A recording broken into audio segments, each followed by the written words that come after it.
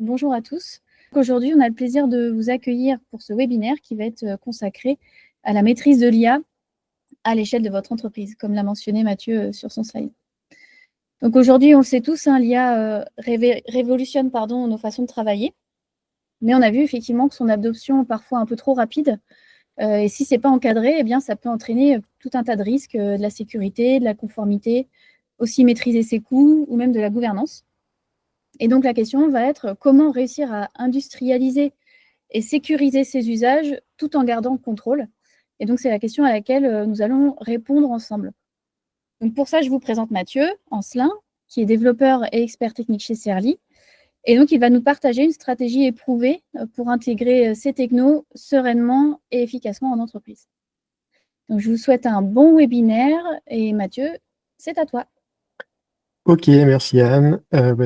Bonjour à tous. Merci d'être présent pour cette petite présentation c'est sur l'IA a priori. Ouais. On va parler un petit peu d'IA, de GenAI, etc. Donc, je me mets là. Donc, je m'appelle, comme a dit Anne, je m'appelle Mathieu Ancelin. Je suis effectivement développeur chez Serly, mais je suis également le cofondateur d'une boîte qui s'appelle Cloudapim, où en gros, on fait de l'API Management as a Service. Donc, en fait, il y a quelques années, j'ai créé un, un reverse proxy HTTP qui s'appelle Autoroshi, qui est un produit open source quand j'étais en mission à la Naïf. Et du coup, chez Cloudapim, on vend en gros des instances managées Autoroshi et pas mal de services au-dessus d'Auto-Roshi. Donc, globalement, on a effectivement donc, de l'instance managée, mais on peut aussi faire de l'authentification enforcement. Donc, en gros, vous emmenez votre IAM, votre gestion de l'identité et on va renforcer le fait que les gens soient logués sur vos applicatifs ou sur vos API. On a du WAF as a service, on a une version serverless de Toposhi où en gros vous n'avez pas besoin de gérer des instances. Bref, on a pas mal de services au-dessus de la plateforme Autoroshi que j'ai créée il y a maintenant 8 ans. Et du coup, voilà, on fournit ce genre de choses. Et je vous dis pas tout ça pour rien, parce qu'en gros, c'est très en lien avec ce qu'on va parler aujourd'hui. En gros, tout tourne autour d'Autoroshi. Autoroshi, c'est une gateway. Donc, comme j'ai dit, c'est un reverse proxy HTTP. On peut voir ça comme une gateway d'API. On peut voir ça comme un proxy authentifiant. On peut l'utiliser à plein de sauces. Et en fait, c'est un produit donc, qui est open source et qui a l'avantage d'être extrêmement modulaire et modulable. Et du coup, vous pouvez créer vos propres plugins, vos propres extensions pour Autoroshi pour qu'ils supportent des choses qui ne sont pas prévues à la base. Et donc, depuis on va dire 2, 3 ans maintenant, hormis si vous avez vécu dans une cave depuis ce temps-là, vous avez évidemment vu on parle de GenAI un petit peu toutes les heures. Il y a un nouveau produit qui est annoncé autour de la GenAI, autour des LLM, autour des modèles, des bidules, etc., etc.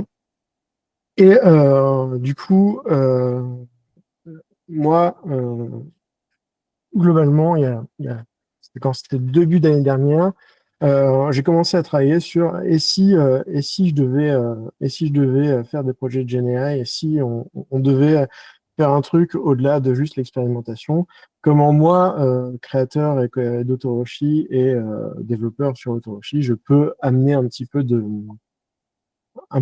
tooling, un peu de choses pour faciliter la vie des gens qui vont utiliser des modèles, des LLM, etc. Au sein de Zoroshi. Et du coup, chemin faisant, donc j'ai créé un projet qu'on va voir tout à l'heure qui s'appelle l'extension LLM pour Zoroshi. Et c'est là que je me suis rendu compte qu'il y avait pas mal de choses quand on veut utiliser de la GenAI at scale dans une grosse entreprise. En gros, on va buter sur pas mal de choses rapidement, notamment en termes de supervision, de conformité, de sécurité, etc., etc. Et c'est là où j'ai commencé à structurer en gros tous mes travaux autour des LLM dans Autoroshi, autour de ça, comment faire en sorte de structurer les choses et de déployer des choses qui sont industrialisées, qu'on va pouvoir maîtriser dans le temps, et où on va pouvoir savoir ce qui se passe, comment, etc., etc. Euh, En gros, l'idée de ce que je vais vous présenter aujourd'hui, c'est de, comment dire, d'éviter le shadow AI. Alors, le shadow AI, c'est un peu un terme qui émerge en ce moment, qui reprend un peu ce qui était le shadow IT à l'ère du cloud. C'est-à-dire qu'il y a des gens qui vont faire de l'IA, on va dire, un peu sur leurs propres infrastructures, sans passer par la façon de faire de la boîte. Et du coup, bah, ça peut être potentiellement problématique en termes de juste sécurité, fuite des données, mais aussi conformance, enfin conformité par rapport aux politiques de l'entreprise, à la gestion des processus, etc.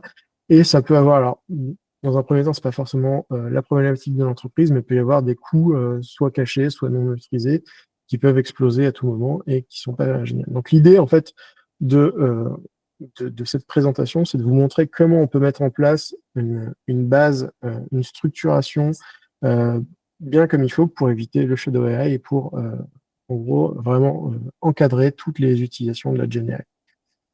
Euh, donc voilà, ça c'est globalement les problématiques qu'on va essayer de couvrir, hein. Le fait qu'on ait plein d'outils, plein de modèles qui sont utilisés à différents endroits de la boîte pour différents usages, et qu'on n'a pas en gros de dashboard centralisé pour dire, OK, là on sait tout ce qui passe, tout ce qui est utilisé, combien ça nous coûte, etc., etc. Comment les gens s'y connectent, etc. Donc c'est vraiment le but de cette présentation. Et on va partir un petit peu là-dessus. Donc, je préviens d'avance, ça va être un peu technique, mais voilà. N'hésitez pas à me poser des questions, soit en cours de route, soit à la fin de la présentation, pour, euh, pour avoir soit s'il y a quelque chose que vous ne comprenez pas, pour avoir des tips, il n'y a pas de problème. Donc voilà. Donc, comme je vous ai dit, l'année dernière, j'ai commencé à travailler autour des LLM. Et donc, j'ai créé une extension pour Autoroshi qui s'appelle la LLM Extension. Et en gros, l'idée, c'est vraiment de fournir une toolbox un peu universelle pour pouvoir utiliser des LLM à travers Autoroshi et amener tout un ensemble de bonnes pratiques, d'outillage pour vous permettre de maîtriser l'usage des LLM, notamment dans votre entreprise. Donc, en gros, l'idée, c'est que vous allez utiliser Autoroshi comme une passerelle pour les appels vers vos LLM. Et ce qui fait que globalement, si tout passe à travers Autoroshi, ben, vous allez pouvoir faire de la supervision de manière automatique. Vous allez pouvoir avoir de l'observabilité et donc pouvoir faire en gros, du reporting sur les coûts et éventuellement de réoptimiser les choses derrière. Vous allez avoir une gestion des accès centralisée avec soit des clés d'API, soit les identités de vos collaborateurs. Bref, vous allez avoir le fait de passer par un point central comme Autoroshi va vous permettre en fait de gérer tout ça. Donc en gros, c'est un pattern qui s'appelle soit le egress proxy pattern ou le forward proxy pattern. Donc contrairement à une gateway d'API qui va plutôt se trouver en frontal de vos applications par rapport aux consommateurs, là, dans ce pattern-là, c'est plutôt vos applications internes qui sont les consommateurs et la gateway qui va vous ouvrir les portes de l'extérieur. Alors de l'extérieur ou pas, on peut avoir évidemment des choses qui sont déployées en interne dans votre réseau, mais vous allez pouvoir également taper sur des services qui sont hébergés, soit par des providers, on va dire, classiques de modèles de langage comme Anthropic, OpenAI ou autres, voire même après vos instances déployées sur vos cloud respectifs, que ce soit du Azure, du Google ou whatever. Et donc, l'idée, c'est vraiment que tout doit passer par cette gateway, ce qui fait que, du coup, vous allez avoir plein de choses assez intéressantes qui se mettent en place. Vous savez qui fait quoi comme appel, combien ça a coûté, etc., à n'importe quel moment. Et c'est ça qui est finalement le plus important pour avoir un usage le plus maîtrisé possible de modèles de langage de l'IA. Et donc, un des premiers avantages qu'on va avoir à faire ça, c'est notamment qu'on va avoir une interface de consommation unifiée. En fait, quel que soit le provider que vous comptez utiliser, que ce soit un serveur Oyama local, que ce soit OpenAI, que ce soit Bedrock sur AWS ou autre, vous allez pouvoir consommer ces LLM. En fait, tous ces LLM, ils fournissent une API, enfin, des API HTTP, pour interagir avec eux. Et en gros, la gateway Autoroshi ici va se poser au milieu de tout ça et va consommer ces API-là, quelle que soit leur spécificité particulière, et va vous les réexposer sous forme d'une API unifiée. Donc en gros, dans l'extension, on a deux trucs possibles. Soit on a une version de l'API qui est à nous, qui est une sorte d'espéranto de tout ça, ou alors on peut vous fournir une version compatible OpenAI, donc l'API d'OpenAI, qui est une sorte de, on va dire, standard de fait dans le milieu, et qui du coup va vous permettre de reconsommer n'importe quel modèle de n'importe quel provider avec la même API exactement de la même façon. Donc ça, c'est super intéressant, notamment quand vous utilisez la version compatible OpenAI, puisqu'il y a déjà plein de produits IA actuellement qui savent utiliser l'API d'OpenAI. Et donc, vous n'avez pas vraiment à vous soucier de comment ça marche. Vous connectez juste votre produit à cette API-là et ça, it just works comme ça, quoi. Euh, De base, on a pas mal de providers de LLM qui sont supportés. Du coup, on a les classiques OpenAI, Mistral, Anthropic, etc. On a dans les emmenez vos propres modèles que vous voulez, on supporte Oyama ou Hugging Face. Donc en gros, ça c'est des centaines et des centaines de modèles qui sont à votre disposition sans trop de problèmes. On supporte des providers français comme Scaleway ou OVH, ce qui n'est pas toujours le cas dans ce genre de produit, si peu que ça vienne pas, que ça vienne d'outre-Atlantique. Bon, on essaie de supporter un petit peu tout ce qui se fait. L'idée, c'est d'en rajouter au fur et à mesure, mais bon, pour l'instant, on est sur ce genre de choses. Euh, un autre intérêt d'utiliser une gateway pour consommer vos API de LLM, c'est que vous allez avoir tous les mécanismes intégrés de base dans ce genre de produit. Donc déjà, vous avez tout ce qui est gestion de la résilience, genre les retries, circuit breaker, gestion des timeouts, etc., etc. Donc ça, c'est de base dans à peu près n'importe quel gateway d'API. Donc ça, c'est plutôt cool. C'est-à-dire que vous avez moins... Alors, je dis pas qu'il ne faut pas faire en sorte de gérer les erreurs si besoin, mais en gros, vous allez avoir cette couche-là de réseau qui va vous gérer une bonne partie des erreurs.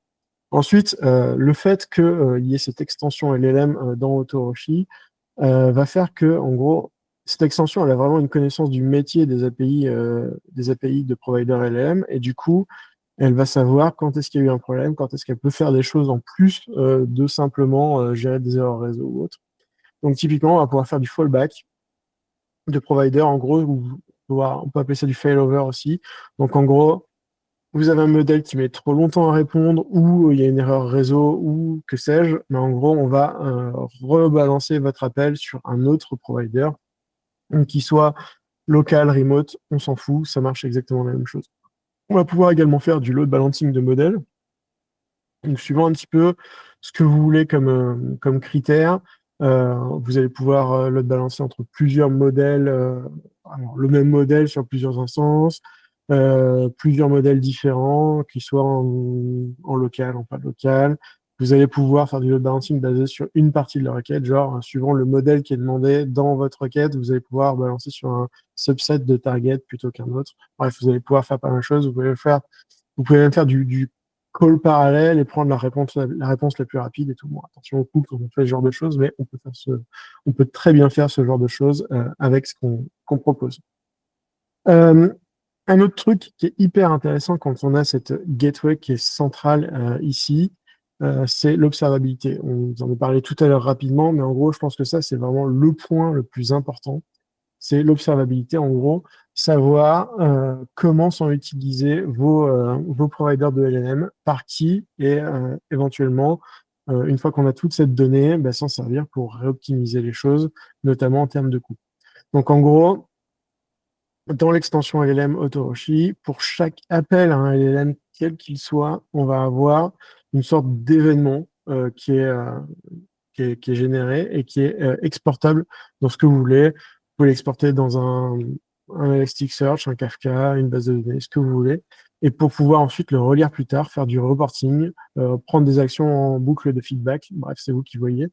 Et globalement, dans ces événements-là, on va savoir quel provider est utilisé, quel modèle, quel a été le prompt, la réponse, la consommation de tokens, qui a fait l'appel, etc., etc.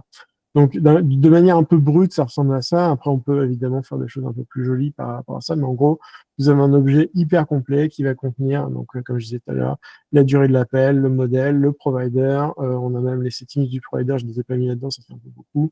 Est-ce qu'on a eu du cache, est-ce qu'on n'en a pas eu, combien on a consommé de tokens, qui a fait l'appel ici, c'est une clé d'API en l'occurrence. Qu'est-ce qu'on a eu en entrée, qu'est-ce qu'on a eu en sortie, bref.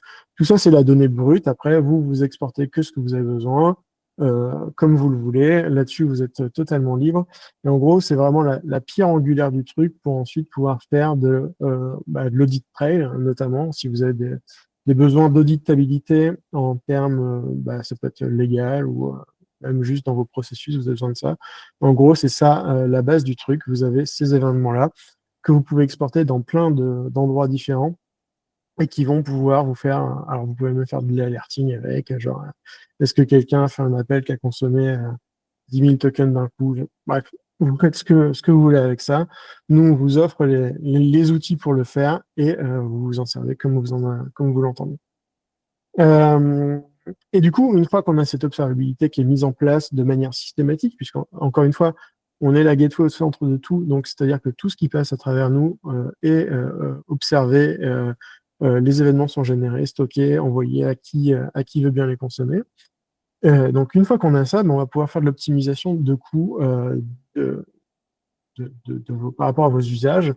Donc, on va pouvoir faire déjà du reporting, comme je dis tout à l'heure. Ça, c'est plus pour vous, pour savoir où vous en êtes, etc., qui consomme quoi, comment, etc. Et on va fournir des outils. Alors, pour l'instant, on en a deux majoritairement dans l'extension qui sont disponibles. Et l'idée, c'est d'en fournir de plus en plus au fur et à mesure où on va découvrir des usages.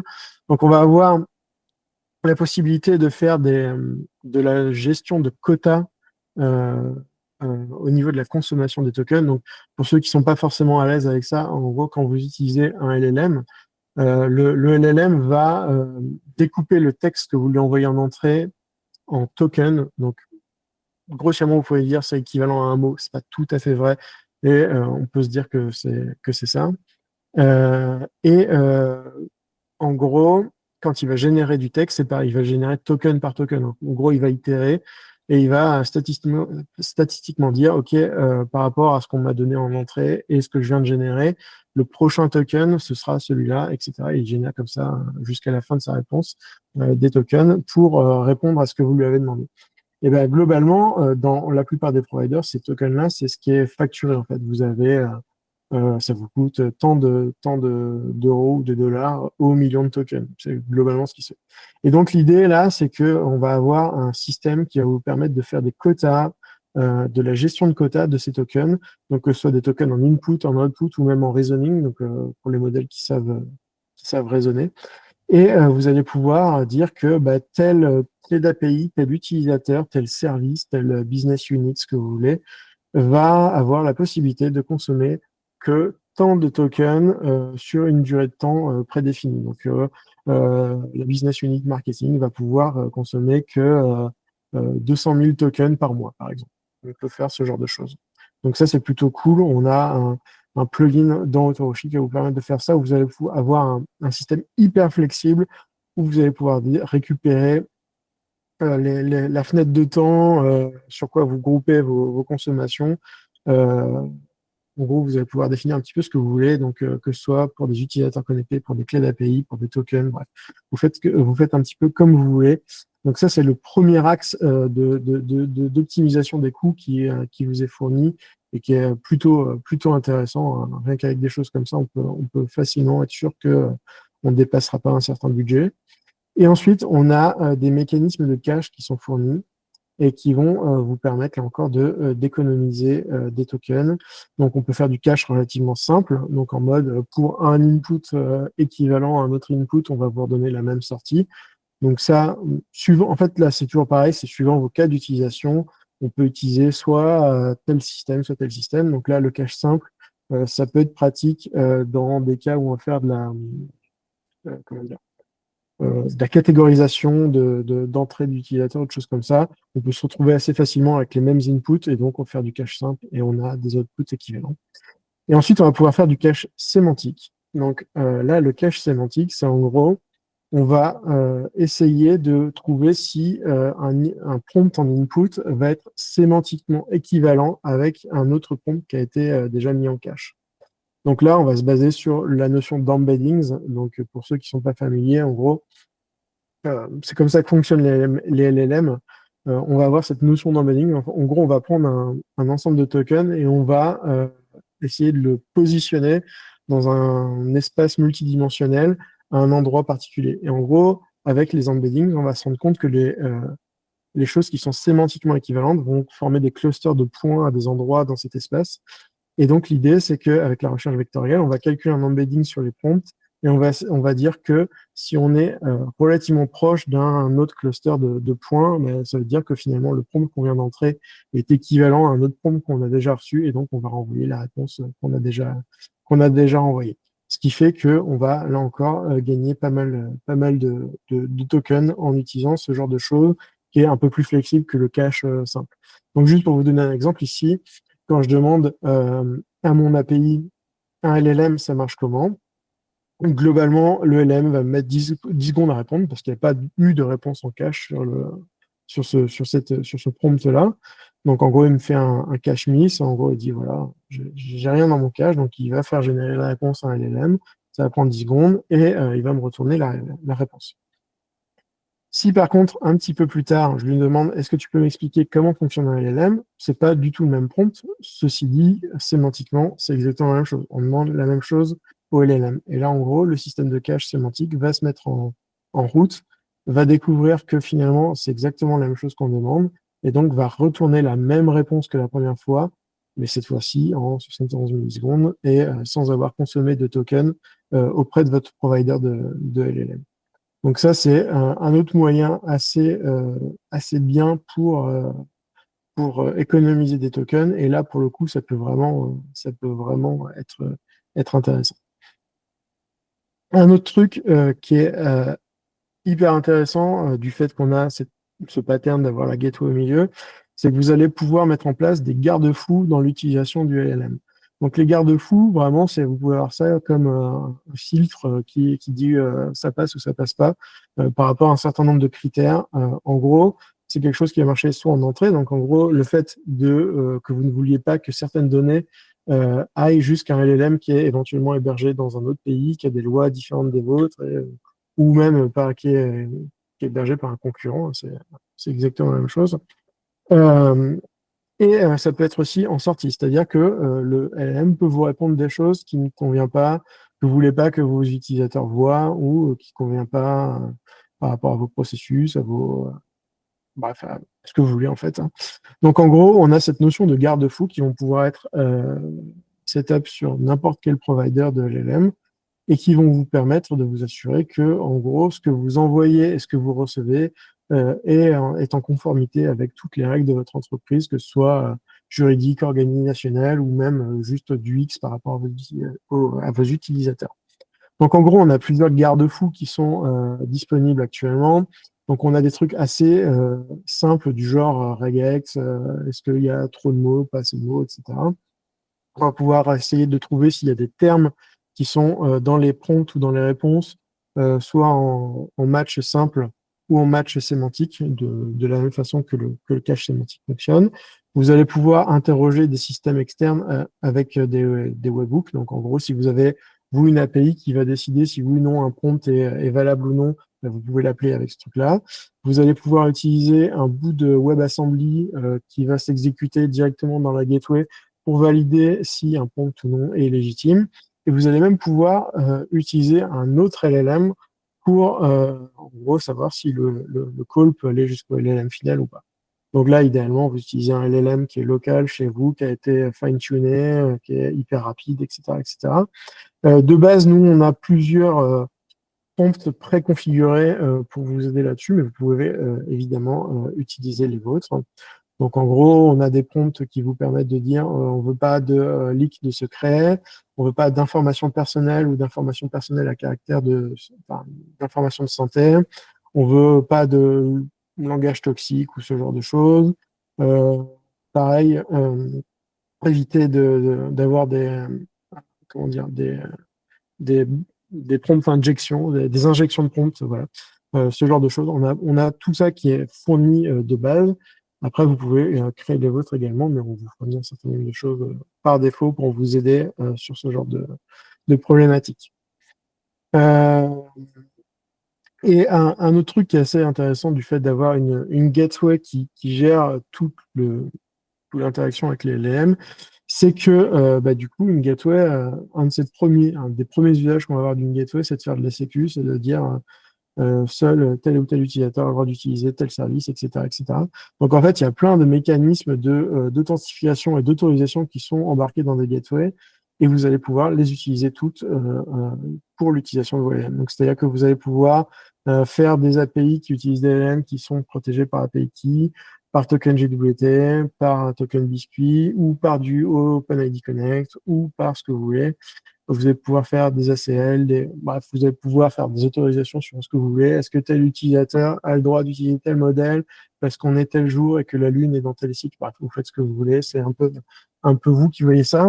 En plus, on a, en fait, dans AutoHoshi, il y a la possibilité d'utiliser des secret vaults. Donc, c'est-à-dire que c'est des bases de données spécialisées dans le fait de stocker des secrets, donc des clés d'API, des passwords, ce que vous voulez.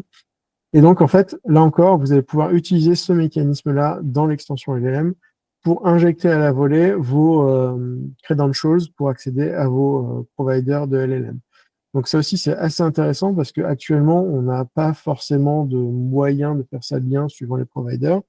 Et donc, on se retrouve à créer un token OpenAI dans la console OpenAI et à le distribuer à toute la boîte, à tous les services qui ont besoin d'utiliser un LLM. Et ça, c'est pas génial sur le principe. Donc là, en fait, le fait d'avoir une gateway qui peut aller chercher le secret quelque part et l'injecter à la volée, en fait, c'est super intéressant. Donc là, typiquement, on a un exemple d'un provider OpenAI qui va chercher le token qu'il va utiliser pour se connecter dans un vault, alors en l'occurrence un vault local, mais on en supporte d'autres. On peut utiliser les vaults Azure, les vaults Google, les vaults Kubernetes, ce que vous voulez, il n'y a aucun souci. Euh, Ce qu'on peut également faire assez facilement, c'est vous aider d'un point de vue prompt engineering. En gros, on va pouvoir, dans l'extension, configurer des contextes. Donc, en gros, vous avez peut-être déjà entendu parler de pré-prompt. En gros, l'idée, c'est que vous allez passer soit de l'information ou de la configuration en amont de l'appel de vos utilisateurs pour soit donner des données en plus, soit dire qu'il faut répondre de telle ou telle manière. Donc ça, en fait, on va pouvoir, là encore, injecter ce truc-là à la volée au moment où vous utilisez tel ou tel provider. On va pouvoir faire du templating de prompt. Donc là, on peut limite écrire des petites API directement basées sur des LLM sans recoder quelque chose. Je vous montrerai tout à l'heure, j'ai une petite démo sur le sujet.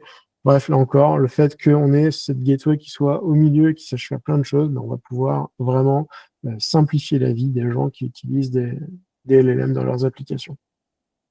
Et puis, le dernier morceau, on va dire, assez important, je pense, en ce moment, c'est le fait de faire du function calling. Donc, juste pour être très clair, la plupart des LLM maintenant savent appeler des fonctions pour enrichir leur base de connaissances. Ce que je veux dire par là, c'est qu'un LLM, en fait, c'est un modèle statistique qui est entraîné statiquement à un instant T.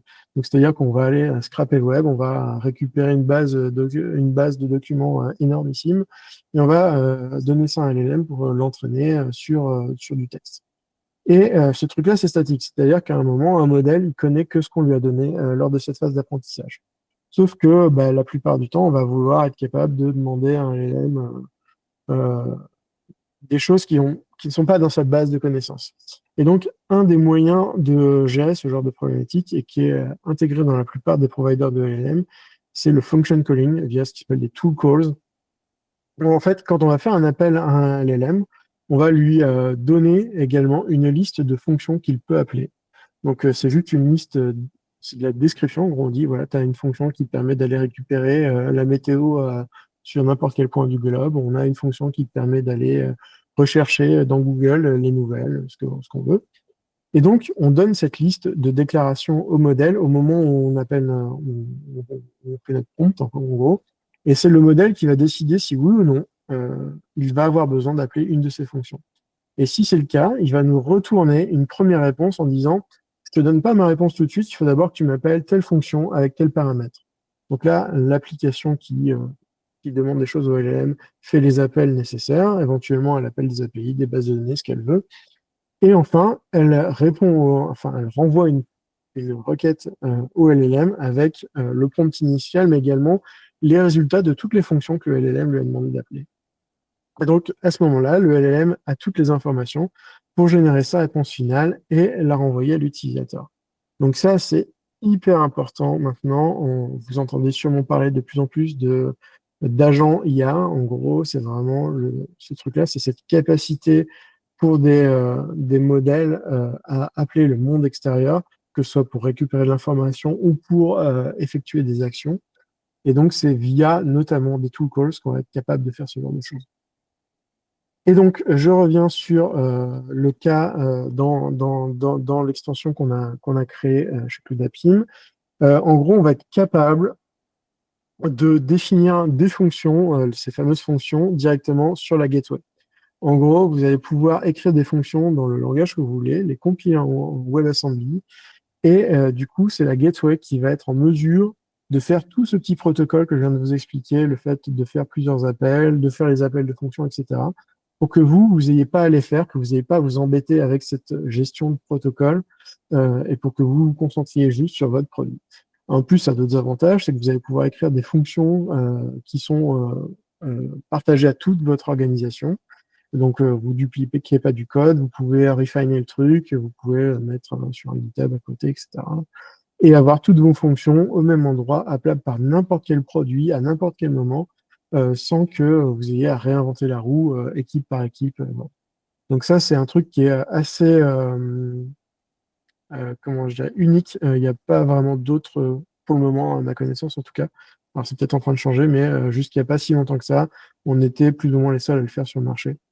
Donc, juste pour vous donner un exemple de comment ça marche, ici, on va créer une fonction qui va permettre de récupérer à quelle heure décolle un avion entre telle ville et telle ville. Bon, c'est un exemple un peu bateau, pourri, ce que vous voulez, mais c'est juste pour vous expliquer comment ça fonctionne. Donc, très important de donner une description assez détaillée. Alors là, c'est un peu pourri, mais pour que le LLM soit capable de dire, OK, j'ai besoin d'appeler cette fonction pour arriver à répondre à ce que me demande l'utilisateur.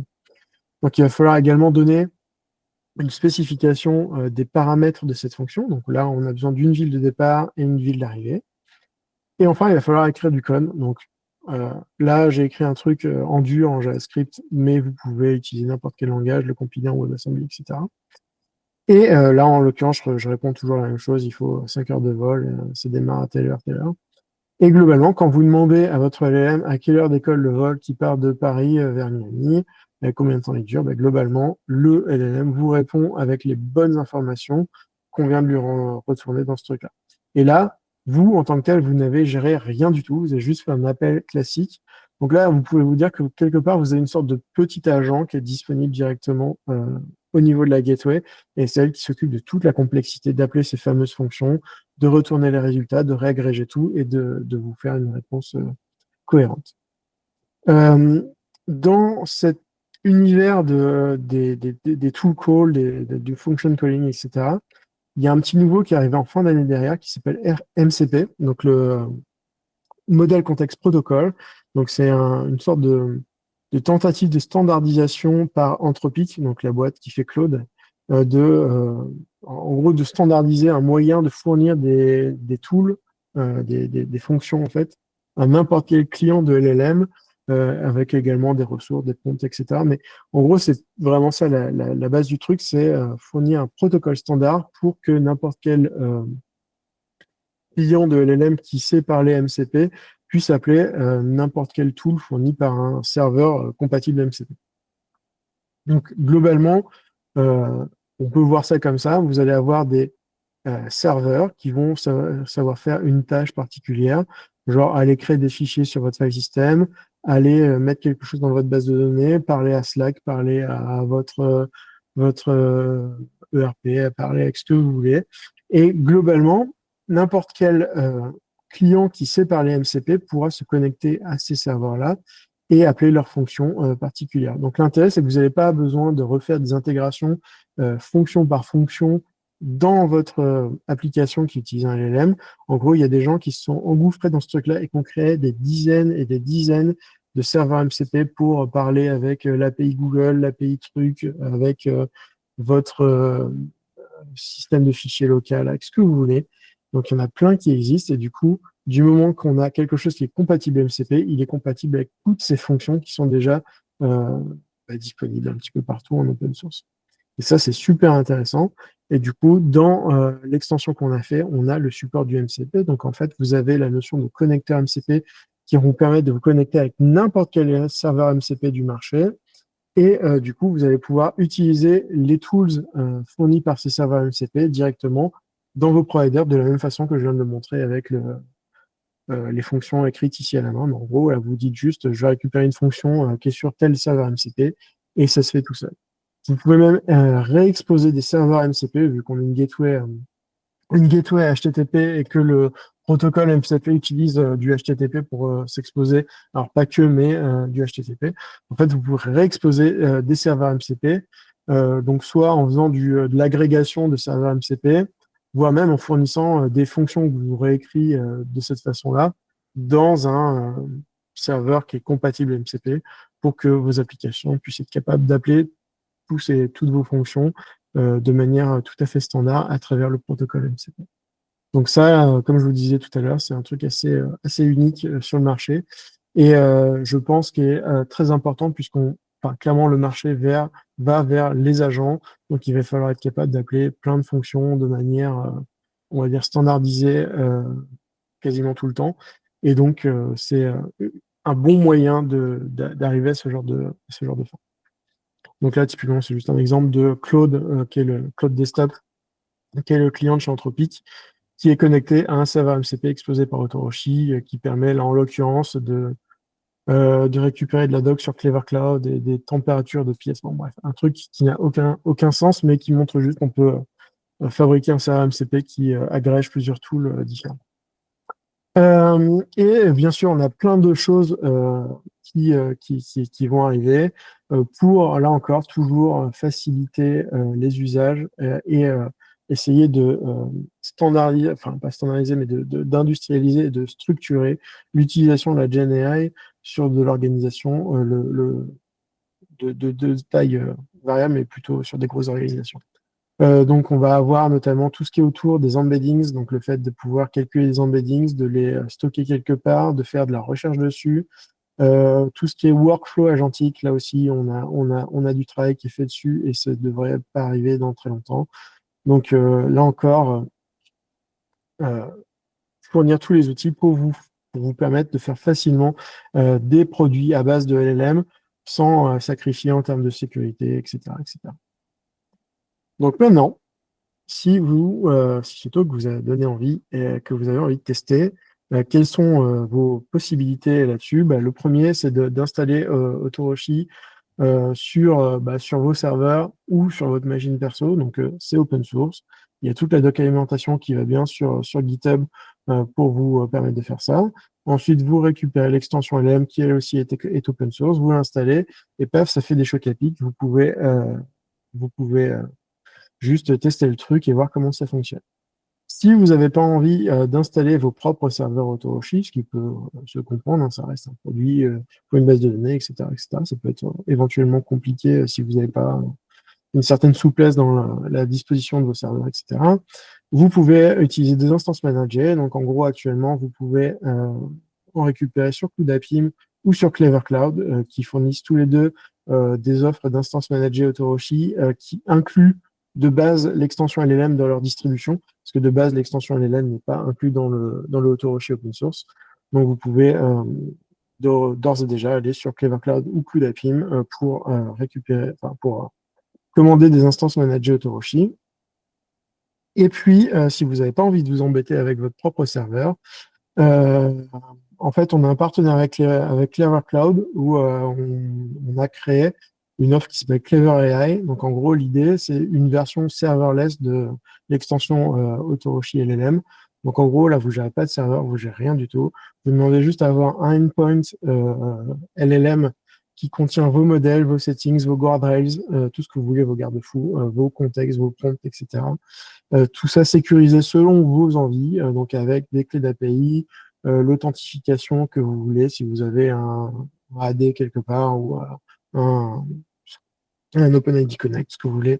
Bref, vous setupez tout ça et vous avez votre endpoint qui est prêt à l'emploi et que vous pouvez utiliser comme bon vous semble avec les providers que vous voulez.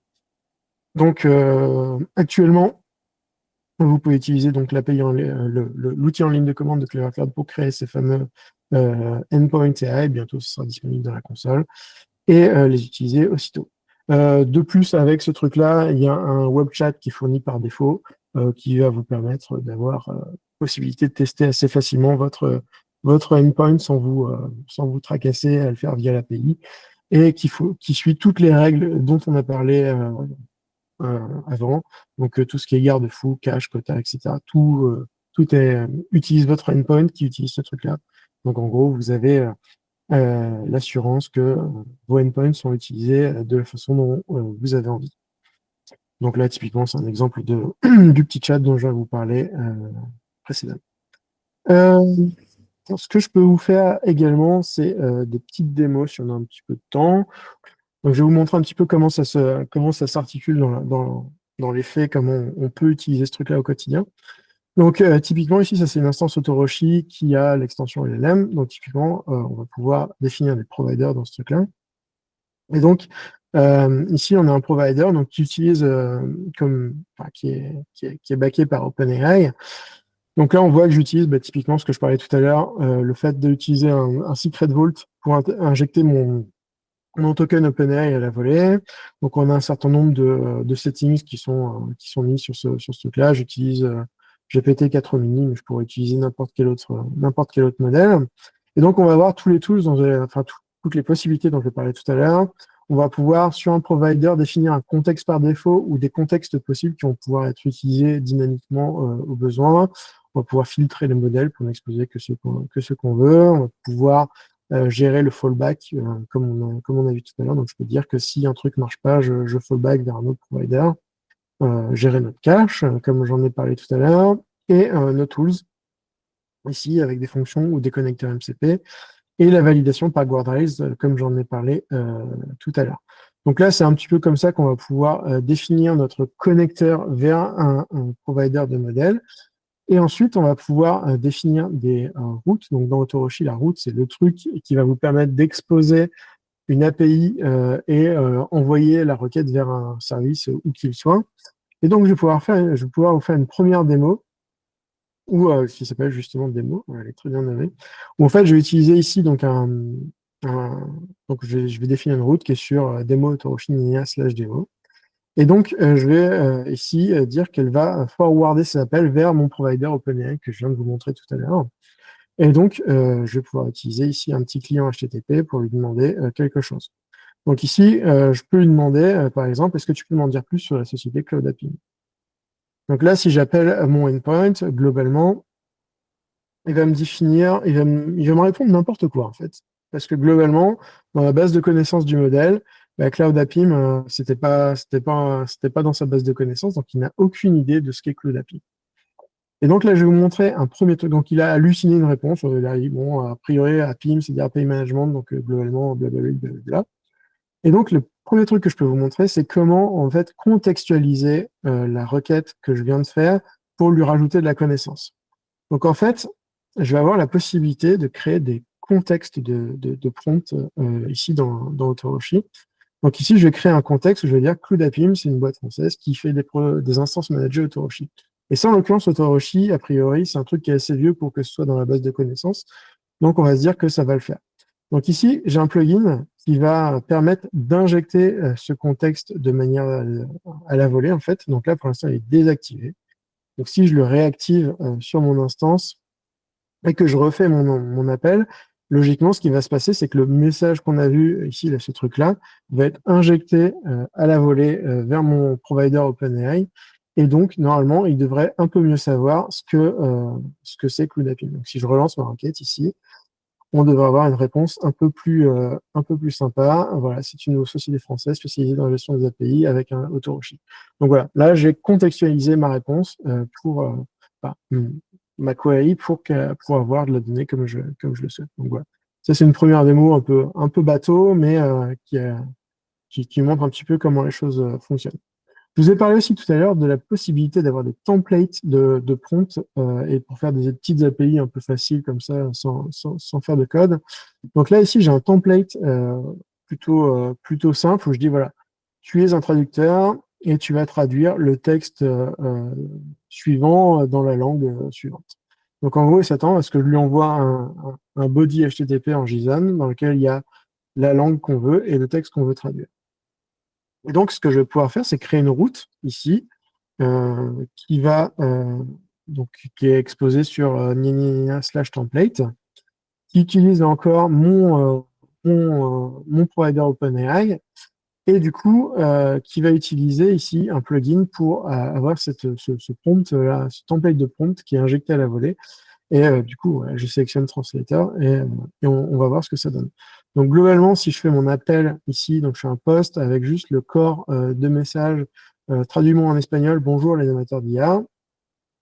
Et globalement, je devrais avoir voilà, ma traduction qui apparaît.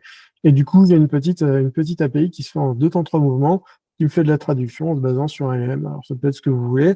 Après, on a des plugins genre GQ pour aller récupérer que le contenu et pas avoir tout le bruit autour si on a envie.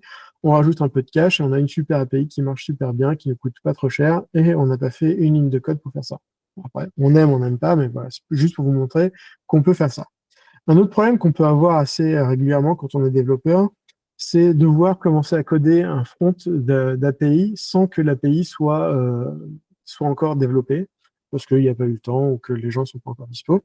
Et donc, on a besoin de moquer de la data. Et pour ce truc-là, on va pouvoir utiliser une feature assez rigolote, je trouve, euh, de, d'Auto-Rocher de l'extension LLM, où en gros, on va pouvoir, ici sur une route qui est exposée sur slash mock, on va pouvoir simuler un backend HTTP qui va nous faire une réponse à partir d'un prompt. Et donc là, en gros, je dis juste, bah voilà, tu vas me générer un tableau de 5 objets qui représentent des utilisateurs avec un champ email, un champ nom, un champ âge, etc. Et globalement, ça va faire exactement ce qu'on lui donne, c'est-à-dire que si j'appelle un get sur mon slash mock ici, je devrais avoir un tableau de 5 utilisateurs avec toutes les informations que j'ai demandées, s'il a envie de se... Voilà. Donc après, on rajoute un peu de cache, et là encore, le truc marchera très très bien, très rapidement. Donc là, voilà, j'ai mon tableau d'utilisateurs qui est là, avec une certaine cohérence entre les noms et les emails, ce qui est plutôt cool. Et donc, on peut commencer à développer sans avoir à attendre les développeurs qui gèrent l'API. Et ce qui est marrant, c'est qu'on peut faire ça donc avec des données JSON structurées, mais on peut faire ça avec un truc un peu plus débile. Donc là, j'ai un exemple ici où je lui demande à peu près la même chose, sauf que je lui dis, bah, génère-moi un site web carrément qui ressemble à Google, mais qui s'appelle Moogle et qui a à peu près les mêmes couleurs, etc., etc.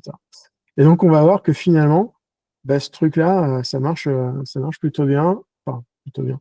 Je suis pas sûr que c'est un grand intérêt, mais ça fonctionne. Et donc, en fait, on peut faire générer un petit peu ce qu'on veut à l'IA. Donc voilà, là, j'ai un site qui s'appelle Moogle, et des fois, même si je cherche quelque chose, il me fait, non, il n'a pas câblé. Des fois, il fait même le post sur google.com, mais bon, là, il l'a pas fait en l'occurrence. Un autre truc qu'on peut faire, qui est là pour le coup beaucoup plus intéressant, c'est, imaginons ici que j'ai une API qui me retourne des informations personnelles. Donc là, on voit que c'est des informations qui me concernent, il y a mon email, etc., etc. Et moi, j'aimerais bien cacher un petit peu tout ça parce que ça va pas être disponible publiquement. Donc en fait, ce que j'ai fait, c'est que j'ai créé une route ici qui est exposée sur slash privacy, qui va normalement me permettre de cacher un petit peu tout ça. Donc ça, c'est la démo sur la data privacy. En gros, là, j'ai un plugin qui va être capable de modifier la réponse HTTP par rapport à un prompt. Donc dans ce plugin-là, je le configure avec le prompt suivant, remplace toutes les informations personnelles du message JSON que tu vas voir passer avec de l'info qui est fake et tu me retournes la réponse telle qu'elle est. Et donc, Rappelez-vous, donc ce truc-là qui contient des vraies infos, mais finalement, si je l'appelle à travers cette route-là, ben, finalement, j'ai un objet qui est équivalent, mais qui est anonymisé à la volée, on va dire. Donc là encore, on met un bout de cache ou des choses comme ça, et on a quelque chose qui marche plutôt bien et d'extrêmement performant. Euh, j'ai un autre exemple dans le même genre où là, typiquement, si j'appelle ce endpoint là, il va me retourner des informations, notamment mon numéro de carte bleue, ce qui n'est pas forcément, c'est pas le mien, vous inquiétez pas, ce qui n'est pas quelque chose que je désire. Et donc, pareil, j'ai setup une route ici qui va, là encore, transformer la réponse HTTP en disant, voilà, si tu trouves un numéro de carte bleue qui est exposé, bah, tu me le stabilotes, enfin, tu me le caches pour que personne puisse le voir, parce que bon, c'est pas forcément très cool. Donc là, si j'appelle finalement mon endpoint qui est protégé, bah, le LLM va me cacher mon numéro de carte de crédit en me disant que c'est une Visa, etc. Mais en gros, on ne va pas avoir de leak de données. Un autre truc qu'on peut faire dans le même genre, ici, j'ai des informations personnelles qui sont retournées, avec notamment mon adresse, mais qui est incomplète. Je dis juste que j'habite à Poitiers, mais on ne sait pas dans quel pays, etc. Donc on va pouvoir, là en l'occurrence, faire une route qui va enrichir les données. Donc là, je dis juste, voilà, si dans l'objet qui passe, tu vois une ville sans le pays associé, bah, tu me le rajoutes à la volée et tout va bien se passer. Donc là, si j'appelle cette route, en l'occurrence, on va bien avoir le pays qui va être ajouté à mon objet et qui va du coup ne plus être euh, comment dire, à trous. Un dernier truc qu'on peut faire, c'est tester les guardrails que je vous ai montré tout à l'heure. Ici, j'ai setup une route qui utilise donc un provider qui a des guardrails de setup. Donc, si je vais voir un petit peu ce provider-là, il est là. Donc, j'ai rajouté la guardrails qui fait de la modération de langage. En gros, je veux pas de langage pas cool. Donc, si j'appelle ce endpoint-là, voilà. Donc, si je lui dis raconte-nous une blague, il va me raconter une blague débile sur les plongeurs parce que c'est tout le temps celle-là qui nous raconte. Et si je lui dis voilà, raconte-nous une blague gros débile, normalement, il y a la guardrails qui va se mettre en place et qui va bloquer le message. Et du coup, le message là n'aurait pas été jusqu'au provider de LLM, il aurait été bloqué en amont.